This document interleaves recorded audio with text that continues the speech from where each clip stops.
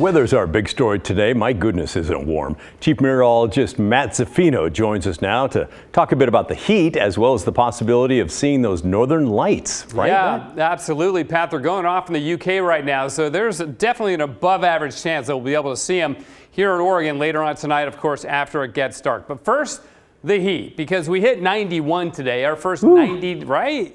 It's our first 90-degree day since the middle of September, and yes, it was a record. We had this little area of 90s around Portland, then down around Roseburg. Those are the two hot spots in the state, but even the coast, 86 at Tillamook. I saw 85 at Cannon Beach. So here are the records. Portland breaking the record that was set in 2019. That was 89 degrees. McMinnville tying a record from 1936. So some of these records have been long-standing, and these were tied. Portland broke it. So again, Hillsborough broke it as well. So again, pretty amazing warming for this time of the year.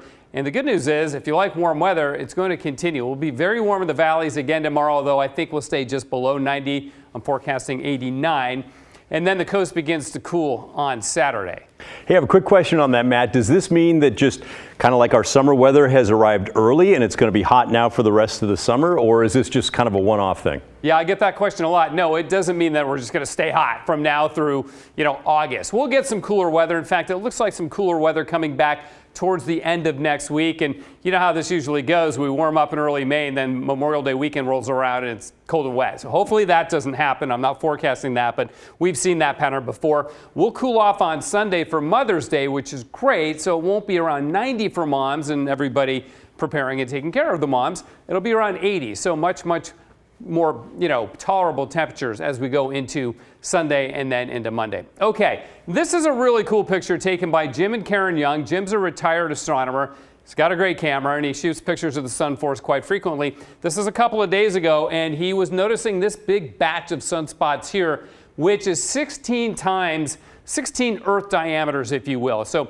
the sun, of course, is way massive, but just for scale, that's 16 Earth diameters right there. Now, this is rotated over here by now. I'll show you that in a bit. But it's that group of sunspots that have been producing the solar storms that are sparking the northern lights, or in the case of the southern hemisphere, the southern lights, or as they're called, the aurora australis in the southern hemisphere. So here's how the northern lights form. The Earth has a magnetic field, right? And they're weakest at the poles. The magnetic field lines, that's what these lines indicate, they all converge at the North Pole and the South Pole. Every now and then, when you get a strong solar wind or a solar flare, it sends even more solar activity and particles into and through space. And if they're directed at Earth, that's when we have a chance for the northern lights. So these are protons and electrons that are emitted from the sun when we get big solar storms. They follow the magnetic field lines because they themselves are magnetic in a sense. And they enter at the poles, which is why you see the northern lights so much more frequently at northern latitudes or extreme southern latitudes. But if you get a really big solar storm, especially if you get several of them, then the aurora borealis has a chance to get to for more southern latitudes, and that's what's happening tonight.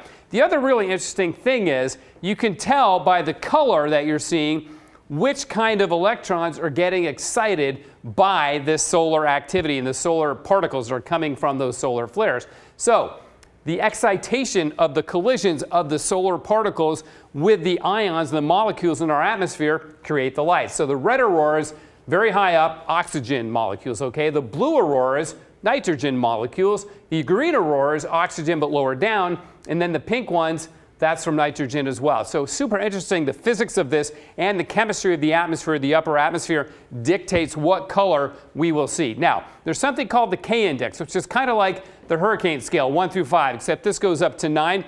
For Portland to see the northern lights, we want to get the K-index to about 7, okay? Well, tonight, it's forecast to get to 8 and even 9. So this has been a severe to extreme solar storm. That's why we're pretty excited that we'll have a chance to see the northern lights. It's also called, in this case, a cannibal solar storm because there's been about 6 of these storms coming off the sun, and one catches up to the other and cannibalizes it. We had one hit today. There's another one coming at us later on tonight. So this is a picture from the southern hemisphere of the aurora borealis at a latitude similar to San Francisco.